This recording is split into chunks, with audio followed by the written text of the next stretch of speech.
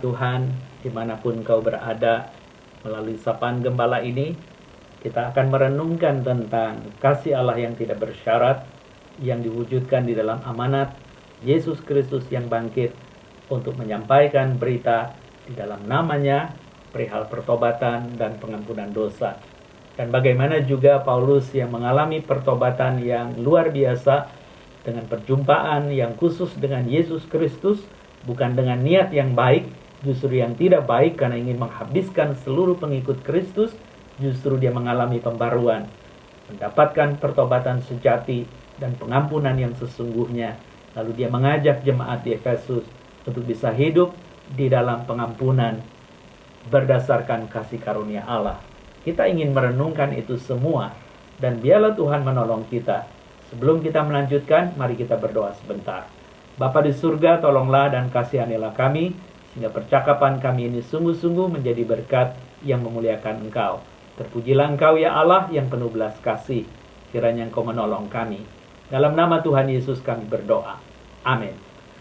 Saudara-saudara, bacaan yang tadi saya ungkap tentang berita tentang pertobatan dan pengampunan dosa di dalam namanya itu terkutip dari Lukas 24 ayat 46 sampai 48. Saya bacakan 47 saja. Dikatakan dalam namanya berita tentang pertobatan dan pengampunan dosa harus disampaikan kepada segala bangsa mulai dari Yerusalem. Lalu tadi ketika saya mengutip juga tentang Efesus berkait dengan pertobatan Paulus yang dahsyat sehingga dia mengajar jemaat Efesus dengan luar biasa itu, bahkan dia live in 3 tahun di sana.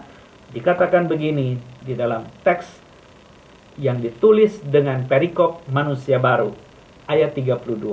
Tetapi hendaklah kamu ramah seorang terhadap yang lain, penuh kasih mesra dan saling mengampuni sebagaimana Allah di dalam Kristus telah mengampuni kamu. Dengan kasih mesra, saling mengampuni. Kata pengampunan di Lukas 24 dengan Efesus 4 berbeda. Yang satu yaitu Lukas pakai apiesis, yang kedua adalah karizomai. Apiesis itu menggarisbawahi tentang orang yang diampuni seperti orang yang dibebaskan dari ikatan atau penjara. Itu sebenarnya adalah sebuah metafora bahwa kematian Kristus itu mengubah status orang yang tadinya penjahat menjadi orang baik, yang tadinya pendosa menjadi umat Tuhan. Sementara di dalam Efesus itu mau dikatakan engkau dan saya sudah diperbaharui oleh roh yang sama, supaya kita yang ada di dalam kasih yang tidak bersyarat itu sungguh-sungguh kita bisa saling mengampuni. Dia memakai kata karizomai, yang akar katanya karis yang artinya anugerah. Dan satu kali Oswald Chambers juga menggarisbawahi satu pemikiran yang luar biasa. Bahwa dia mengatakan forgiveness is the divine miracle of grace. The cost to God was the cross of Christ. Jadi dia ingin mengingatkan kepada kita bahwa pengampunan itu adalah sebuah anugerah yang penuh mujizat dari Allah. Kenapa? Karena harga daripada anugerah itu adalah Kristus yang tersalib bagi Allah. Jadi dengan kata lain, apiesis itu sebenarnya membuat engkau dan saya yang menerima dibebaskan dari jeratan dosa dan tidak hidup lagi di dalam kehidupan yang lama. Hidup di dalam pembaruan yang diisi dengan mengampuni dengan kata karizomai. Akar katanya karis, yaitu anugerah. Jadi kalau kita memang harus hidup di dalam ucapan syukur, maka ucapan syukur itu dasarnya bukan karena kita kecukupan materi, tapi kecukupan status engkau dan saya dilayakan pendosa menjadi umat kesayangannya. Itu hanya dimulai dari Kristus. Itu sebab saudara, kita harus mengingat terus-menerus sebagai gereja bahwa Anda dan saya bisa bersyukur tidak ada landasan lain kecuali Kristus yang tersalib. Dan kalau memang penderitaan seperti itu barangkali sedang kau alami hari ini dengan segala dampak pandemi, barangkali engkau juga susah, mungkin bangkrut, kena PHK dan lain sebagainya. Tenanglah, karena masa depan itu ada bagi orang yang bersandar pada Dia. Ini kesempatan untuk kita tampil di arena Tuhan, supaya kita bisa memberitakan sekaligus memuliakan Tuhan. Bukan dengan modal kita, tapi modal yang dari Dia. Yaitu kesempatan hidup yang namanya waktu. Kita merebutnya dan mengisinya supaya kita mengalami sukacita. Dan kalau kita boleh mengalami itu semua, saudara, jangan pernah lupa, karena memang pengampunan yang penuh kuasa itu bukan didasarkan kepada perasaan tentang cinta, tetapi sebuah perbuatan yang mengakar pada cinta, yang dengan sungguh-sungguh engkau dan saya memutuskan untuk mentaati amanat Tuhan di dalam firman-Nya ini. Dan ketika engkau bisa menjalani itu, itulah kesempatan engkau berbahagia. Kembali kepada jemaat GKI Agape, di mana saya boleh melayani sebagai pendeta jemaat. Barangkali engkau dan saya akan mengerti, jemaat ini penuh pergumulan sepanjang perjalanan hidupnya yang sudah memasuki tahun yang sebentar lagi 30 tahun. Ya, sebentar lagi akan 30 tahun. Dan bagaimana mereka itu bergumul. Di dalam kesimpulan saya, mereka berusaha untuk mencari hadirat Tuhan, mengevaluasi peran sekaligus status. Ketika peran dan status itu tidak berkesesuaian dengan apa yang Tuhan sudah tetapkan, mereka bergejolak. Bukan untuk memberontak atau membantah, tapi ingin tampil kembali sebagai gereja yang penuh kasih tanpa syarat itu. Maka mereka juga belajar untuk bertobat, yang artinya beralih kembali kepada arah yang benar.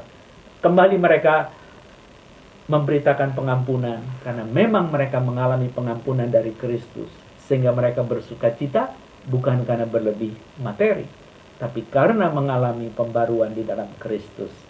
Saudara-saudara, ada beberapa yang perlu kita renungkan tentang ide-ide kenapa kita perlu mengampuni. Ada pemikiran bahwa pengampunan itu sebenarnya adalah pilihan yang dapat dengan segera menyehatkan, sekaligus membawa damai dan sukacita yang kekal. Mulai dari pengampunan itu, kok bisa?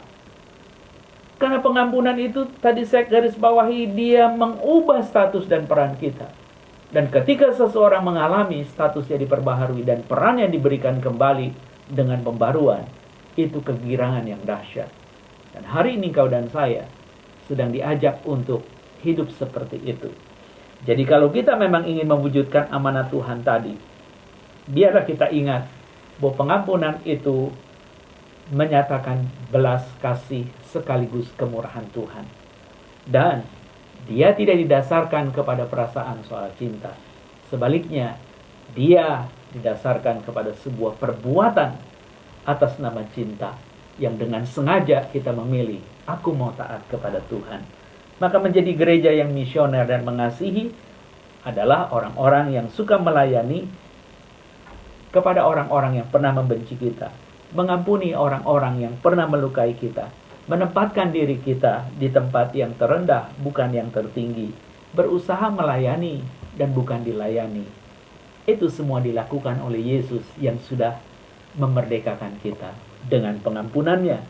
Oleh karena itu, biarlah engkau dan saya hari ini boleh mempraktekkan hidup yang penuh integritas, penuh kasih, sebagaimana dia mengatakan bahwa apple trees bear apples, wet stalks produce wet, and forgiven people forgive people. Jadi dia mau mengatakan bahwa pohon apel berbuah apel, pohon gandum keluar gandum, menghasilkan gandum, dan orang yang diampuni akan mengampuni. Jadi kalau engkau dan saya hari ini boleh hidup di dalam kenyataan belas kasih Tuhan itu, biarlah kita bertindak dengan memberitakan kembali kabar baik itu. Biarlah kita melakukannya untuk memuliakan Tuhan kita itu. Siapa? Yesus Kristus, seperti yang tertuang tadi di dalam Lukas 24 maupun Efesus 4. Biarlah Tuhan menolong saudara dan saya. Biarlah Tuhan menguatkan kita, karena kita memang harus mengasihi Tuhan Allah dengan segenap hati dan mengasihi sesama. Dan itu semua diajarkan oleh Tuhan, bahwa Dia adalah Allah yang esa. Dan kepadanya lah kita hidup, dan kepadanya kita memuliakannya. Biarlah jemaat Tuhan juga boleh terus bertumbuh di dalam pengenalan yang benar. Saya Pendeta Simon Stevi yang melayani di basis jemaat GKI Agape Kelapa Gading, boleh sapaan gembala ini kepada saudara-saudara. Biarlah saudara pun dicerahkan dan terus membawa berita yang misioner, yang mengakar kepada kasih setia Allah, yang isinya adalah pengampunan, supaya orang selalu menyetel kembali hidup barunya dengan pertobatan. Dan untuk itulah engkau dipanggil. Mari kita berdoa. Engkau sertai kami sebagai jemaat dan umat, dan kami boleh menyampaikan kabar baik yang beritanya adalah pertobatan dan pengampunan dosa di dalam Yesus Kristus yang penuh kuasa. Biarlah pemulihan yang kami alami boleh kami sampaikan. Sebagai gereja, kami boleh menyampaikan misi yang memuliakan Engkau. Kasihanilah kami dan tolong ya Tuhan, sehingga hidup kami berguna. Kami menitipkan pemerintahan kami.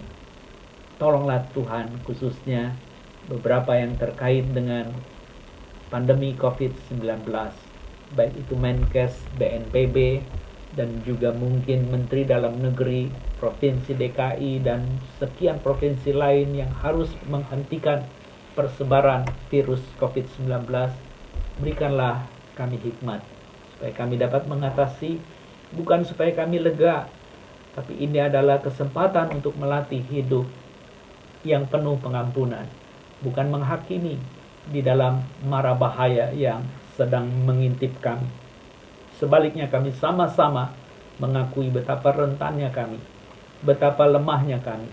Biarlah kami boleh bersandar kepadamu, Allah yang Maha Kuasa, yang penuh belas kasih. Kiranya Engkau menolong kami sebagai jemaat sekaligus sebagai anggota masyarakat. Biarlah Tuhan berkati para pemimpin kami, baik di gereja maupun di negeri kami. Kiranya Engkau tolong kami semua, jauhkan dari segala mara bahaya. Terpujilah Engkau Tuhan yang baik. Di dalam Putramu Yesus Tuhan kami berdoa. Amin.